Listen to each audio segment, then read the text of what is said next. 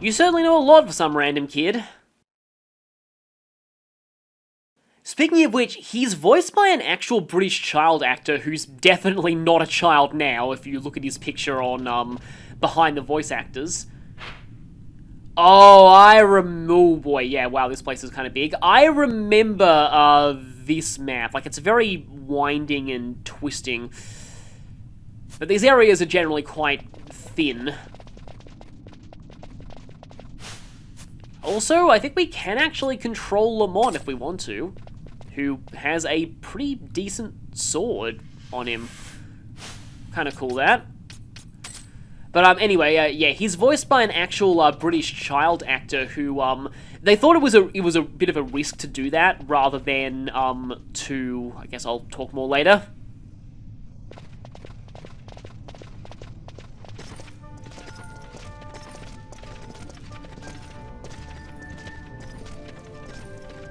You will forgive me for asking, but you are diverting the purest of the Magicite. I can assure you it reaches Lord Vane most discreetly. Ha! You wear your saddle well.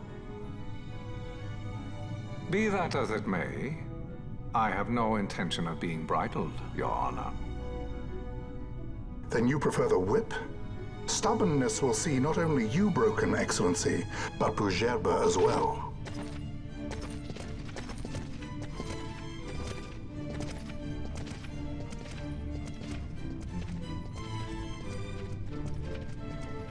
Halim Ondor IV, the Marquis of Bougerbe.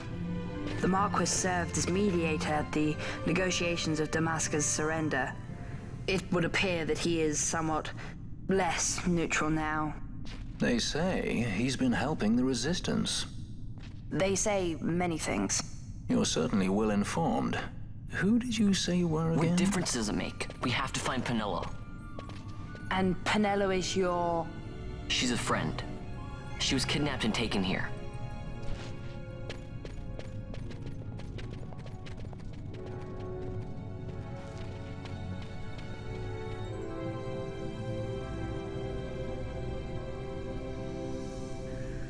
Yes, that was indeed the same Ondor who's the narrator.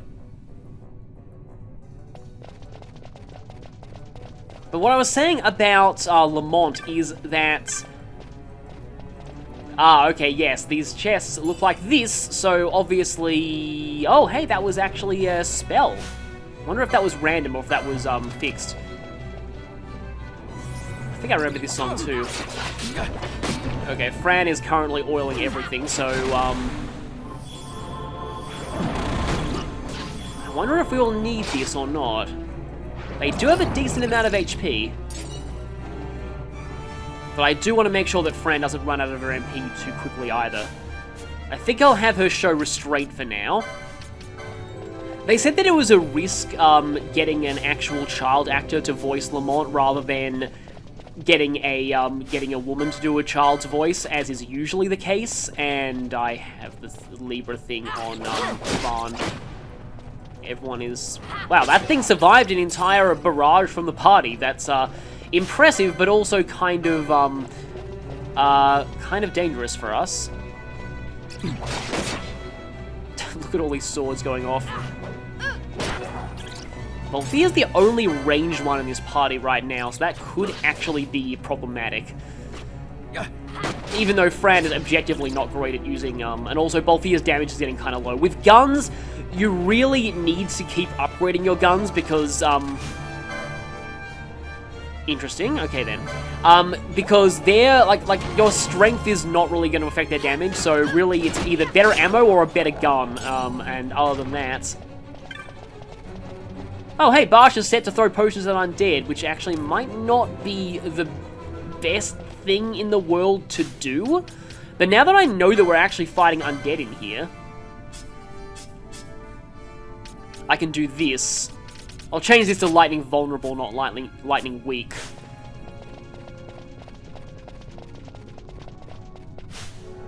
And I will switch that gambit off of Barsh because I don't want to be wasting my potions too much. And yeah, here are Lamont's gambits. He has quite a lot of them. But again, no unlimited high potions, sadly. That was like actually generally considered a pretty well, yeah, he was kind of powerful in the original version, as you can tell. Okay, Fran going for Thunder.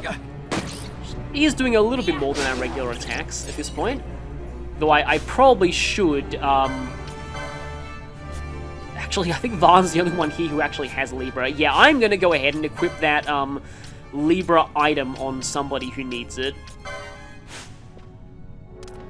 Just so I can see things, and... weak to Earth.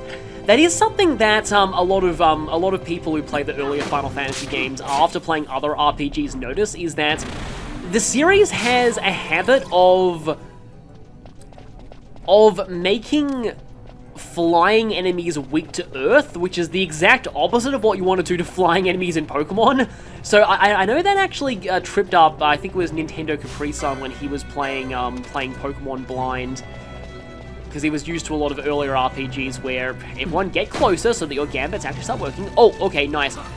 Okay, good. Fran is using Cure because he's into undead. She originally had a gambit to attack anything that, like, when there were 3 or more enemies, to use Dark, but I'm guessing these things are resistant to Dark, so... Because undead typically are, which is why in Castlevania games, darkness is generally not a useful element to have on weapons, because 90% of the things you fight are demons or undead, whereas light is pretty much super effective against most things. Not a Mimic, but only 2 gil, so honestly I would have preferred a Mimic. Its loot would have sold for more, and it would have given us experience and LP. Oh, that thing right there! I believe that red aura is a trap. Also, someone should really ask the people at Bujerba why their mines are full of undead, because they really shouldn't be. That's kind of a problem, honestly. Chronos tier, what's that? Remove slow and stop. Okay, that fits. Stop is actually really dangerous. It pretty much blocked you from doing anything at all. Yeah, so that right there I'm pretty sure is a trap, and you can only see those if you have Libra active. I guess we have to go around that gate. I think there's something else that lets you see traps, maybe. Also, the float status lets you float above traps, which is kind of useful. I might also want to look up to see if there are any, oh, hi, jump scare bat. If there are any rare game in this place that I can fight now. Because the, I just realized something. Let's just check this. Clan Primer. The Kus Skygrounds. Okay, then. Could we have actually gone to that person yet? Because I get the feeling this thing's probably in the mines. I mean, it's the only place in Bujerba it could be. Like, we will definitely be coming back to the mines later. And checking, there is only one rare game in this place that we probably should be fighting at this point. And it's called Ariel. And it's like a bat-type enemy. It has a 20% chance of spawning in a place called the... I think we're actually right there. Yes, the Ultim Span. 20% chance of spawning, that's it. There are 2 other rare games, but one of them is level 40 and the other is level 60. So, obviously not going to attempt to fight those. What's that? Don't tell me that's the Ariel. No, it's just a stealing. There's one there. And the others are too far away. Yeah, let's just go for this one. If they were close together, I would have gone for Dark. I should also probably set Fran to be using things like, maybe Protect and Shell. I heard that exclamation mark sound. Could tell there was a chest around here. Oh, another dead guy. Soon to be even more dead guy. Okay, Balthier and Fran level up together. Nice. And I don't know if people in this game don't gain experience when you're out of the party. They might not, because, you know... Vaan definitely didn't level up. So that means I may want to switch Vaan back into the party. I'm sorry, Balthier. Gonna go to playing as Vaughn now. Oh, hi, Skeleton. Bye, Skeleton. This area looks a lot clearer than I remember it being. I don't really remember, like, this area looking as for lack of a better word, pretty as it does here. I just remember this area being very drab and dull looking. Uh-oh. Now, I think these are...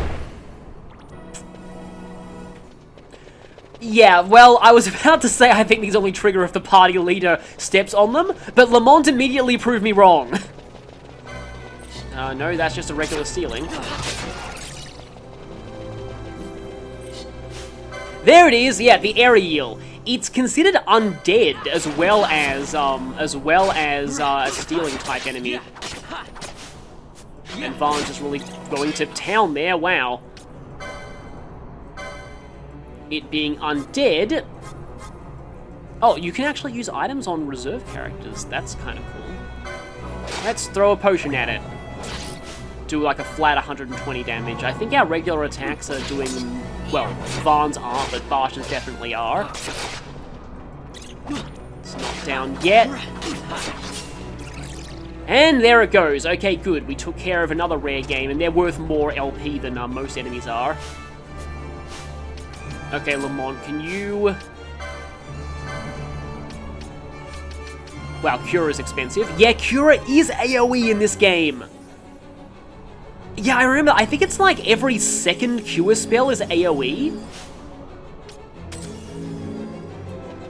I know that the different Cure spells worked differently in of all things 358 over 2 days.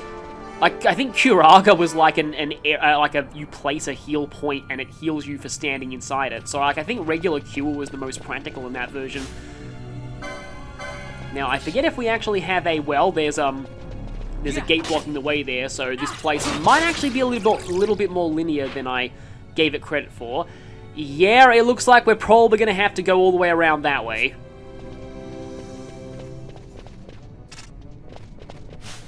Begins casting Protect, huh? Well, it's not going to save you when we start using healing on you.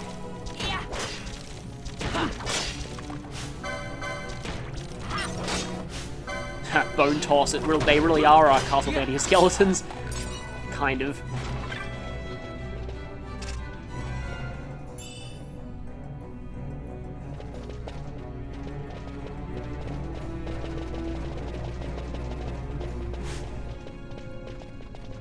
Okay, yeah, I guess I've said before, I'm not opposed to looking up things, so I went and looked up... Oh, we do have arrow motes, though. I guess we could use those against the Rock Toys. So yeah, the Rock Toys is level, like, 16, so it might not actually be best to fight it now.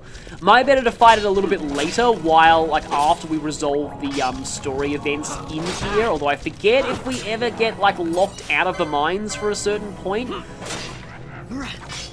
I vaguely remember what happens once we reach Pinello, and I don't know if it's going to prevent us from being able to access the mines again for a little while. But yeah, the Rock Toys has an enormous amount of HP, and it is weak to wind, so arrow might actually, like, arrow motes might be good to use against it. I don't know if it's something that I could take on now. Probably best to level up a little bit first. And again, this place this has a massive undead infestation. Really massive undead infestation. I was about to say... Hang on a second. I can try something here, actually. I mean, this is going to cost me quite a bit of... Oh, you have balance, too. And Aqua. Forgot that he was kind of a mage. So what I was gonna say was, I didn't really have any particularly good, like, AoE attacks that would work on these, so I'm pretty sure they're resistant to dark, but maybe I do. Don't know if this will go off in time. It has decently good charge time.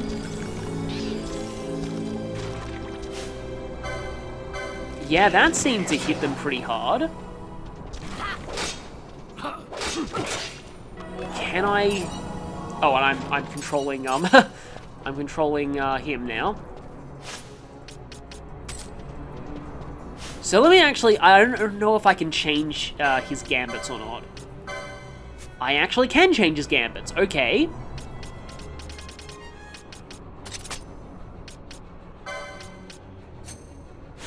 The downside is if I set his gambits like that, he's going to blow through his MP very, very quickly against undead enemies.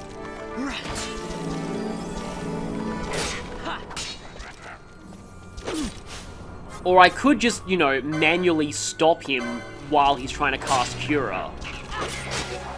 Because really I only want him to do it once. And oh no, there's two of them there. Yeah, I'll let him keep trying to use Cura here if he can. But after he does this, I'm then going to have Lamont switch to attacking because otherwise I just don't want him to use a second Cura. Still don't really have a lot of Ethers. Yes, they've caught on to the fact that he's an enormous threat to them.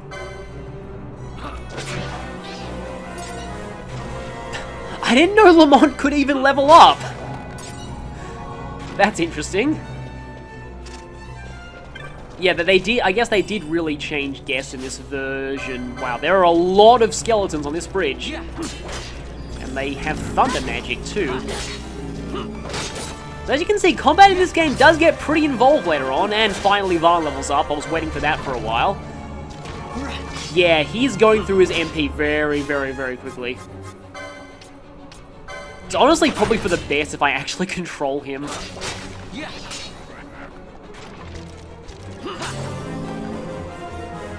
Okay, Barsh level up. And yes, Lamont just utterly destroyed his MP.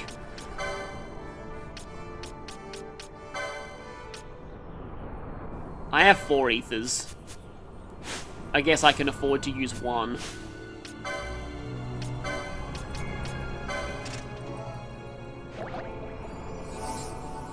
Only 50 MP restored, though. Yes, I actually say, for the moment, I'm going to take control of Lamont now. An attempt to make Lamont, and I'm going to turn his gambits off, obviously. An attempt to make him as powerful as he was before. I think I'll go for the highest HP skeleton with Cure first. Not that it really does a ton. They do cast magic on you. Now that I'm controlling Lamont, obviously, he's not going to be paying attention to, like, I'm not going to have his automated healing, basically.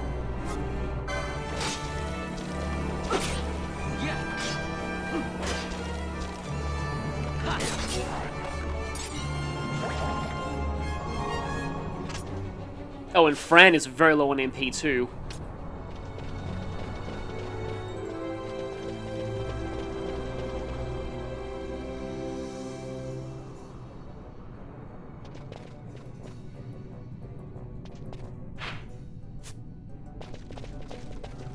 There's still quite a bit more of the mines left, so I might take a slight break here while we get some LP going. So let's grab Red Spiral on Varn. And let's get some more Gambit slots to him too, because I kind of want that. Balthier can take... Oh, no, he can't take his next quickening because he doesn't have enough license points. And as for Fran... Yeah, see, the thing is that I don't really have access to many of these spells right now, but she could really use some more Gambit slots right now. I suppose I can take that. That's actually going to be kind of useful for her, being mainly a magic user right now. Oh, I'm saving up for that for him. So we can't really do that much in terms of new licenses.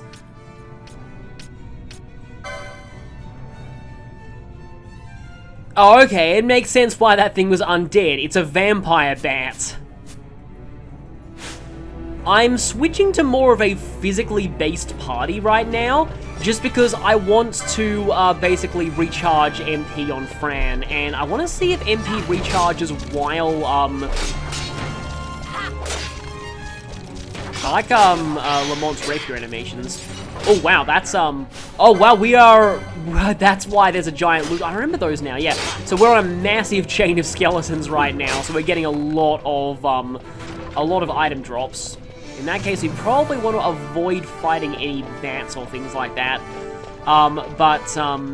Yeah, I want to see if MP recharges while you're not in the party walking around. Steel Gorget, what was that? Oh, there's a skeleton over there. I like how these are considered the same kinds of enemies as the other skeletons, even though they don't actually have the same name, like skeletons and skull defenders. I guess both of them being undead enemies native to this area. Yeah, I remember that you would get these giant loot drops when your chain got high enough. And everyone suddenly healed for some reason. Not really sure why. Yeah, I'm guessing if we'd gone further up, we would have been blocked by a gate. So I'm going to keep heading this way. Fran does not seem to be regenerating MP. So I think it only works while you're in the party. Oh, actually into the like full sort of crystal mines, but cure modes. Well, we already have like actual cure on Lamont. Hang on a minute. Do I have the license for that yet? I do. Okay. On hit KO. That doesn't mean all the time. It just means a chance of it. I'm not really sure. It's way better than the Mage Masher, though, and Silence really hasn't been doing much lately, so I might as well switch over to that on Varn. Gold Needle, that cures petrification, which can be very helpful in some circumstances, because petrification is pretty dangerous. That looks suspicious.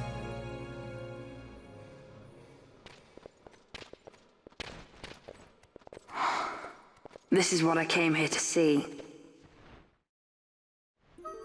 Oh no, it's this scene. What's that? It's nethicite, manufactured nethicite. Nethicite? Unlike regular magicite, nethicite absorbs magical energy. This is the fruit of research into the manufacture of nethicite. All at the hands of the Draclaw Laboratory. So this is where they're getting the magicite. Errand all attended to, then? Thank you. I'll repay you shortly. No, you'll repay us now. We have too much on our hands to go on holding yours. So, where did you hear this fairy tale about nethicite? And where did you get that sample you carry? What do you know about the Draclaw Laboratories? Tell me, who are you? Balthier? You kept us waiting, Balthier! You slipped away in Albina! We missed you! First the judge and now this boy. The whole affair has a smell of money about it. I may have to wet my beak a little. Keep your snout in the trough where it belongs. This thinking ill befits you, Begamnon. Balthier. Too long have I gone unpaid. I'll carve my bounty out of that boy. Where's Penelo? We're taking her back. The girl? Why keep the bait when you've landed the fish? We cut her loose on the way here and then off she ran crying like a babe. Hey! After them! Nice distraction tactic there. Hey, wait up! We'll not be able to take them all. Fight who we must, leave the rest. Yes, I do remember this sequence. Okay, so yes. This sequence is actually, you're supposed to run away. You're not actually supposed to fight them. I don't think you're really capable of beating them at this point either, so yeah, there's an escape sequence. I forgot that you didn't actually get that far into the mines before this escape sequence happened. I also think I remember this music too. Alright, good. We're running towards the light, which probably means a good thing. Should also mention that this place is the site of one of the most memorable, at least to me, hunt missions in the game. Great, Lamont ran ahead of us, so he's not actually in the party.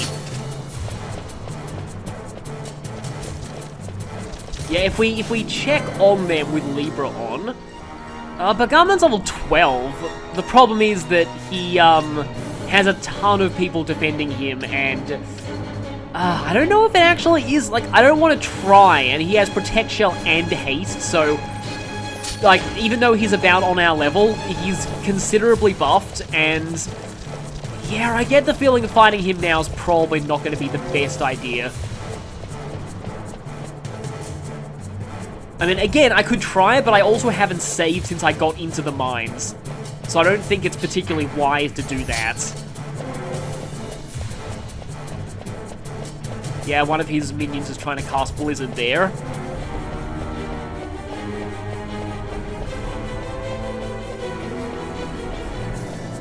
We will have our opportunity to get revenge on him eventually.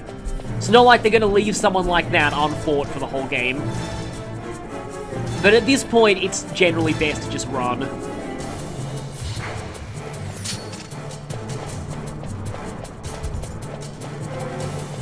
This also means that, yeah, see, they're all, like, protected and shelled. I will say, though, I do think Bagumman's weapon is pretty cool. I like the idea of basically a circular saw on a stick. Someone just threw a bone at us while we were running.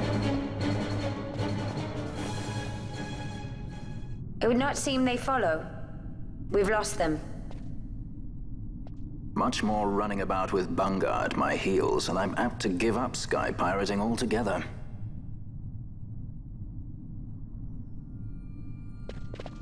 Okay, back here now. Unfortunately, yes, Lamont has left us. Forgot that he left us that soon into this, well, not soon, but, like, yeah. I thought we'd actually get into here a bit more, but I suppose it makes sense because some of the later enemies that I've, it's gonna kill the skeleton chain, but oh well, I guess I can live with that. They weren't really dropping very much, that was good. Also, both of his gambits are off. But the enemies in the later areas seem to be in, like, the 40s and even 60s. That memorable hunt that I was talking about is from quite a bit later in the game. Considerably later, so unfortunately we're not going to be doing that for a while, and it's a shame because it's really great. It's one of the things that many people remember about this game.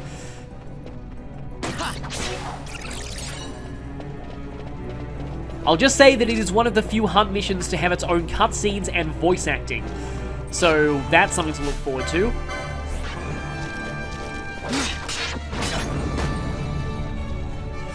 I actually do kind of like fighting these skeleton enemies, though. They have spells and buffs and abilities, and they attack you in groups. Some of the more interesting enemies we've faced so far. I mean, of course, it makes sense because, you know, they were actual people once. Oh, Vaughn's potion gambit is still going.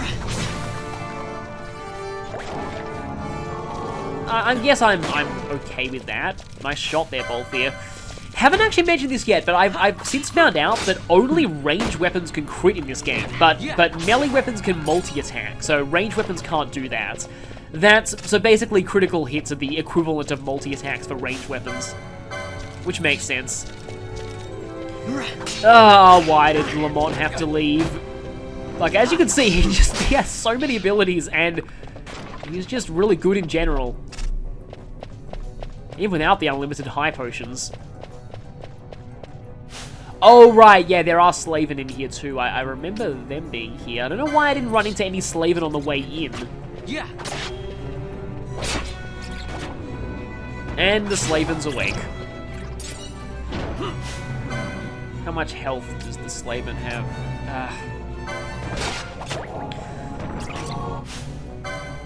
Okay, this is overkill. But I wanted to do this on at least something.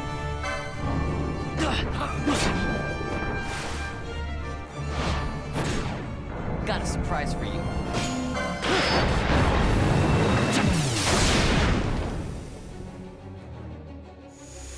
I never miss.